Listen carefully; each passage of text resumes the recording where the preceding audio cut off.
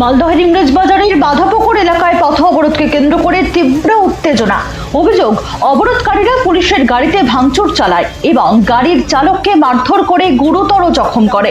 মাথায় আঘাত লাগায় রক্তাক্ত অবস্থায় তাকে উদ্ধার করে হাসপাতালে নিয়ে যাওয়া হয়। স্থানীয় সূত্রের খবর, কোনো একটি ঘটনার প্রতিবাদে এলাকায় পথ অবরোধ চলছিল।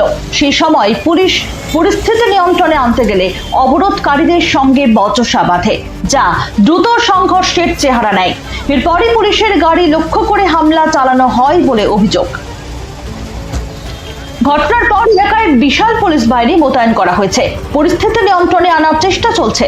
এখনো পর্যন্ত এই ঘটনায় কাউকে গ্রেপ্তার করা হয়েছে কিনা তা স্পষ্ট নয়।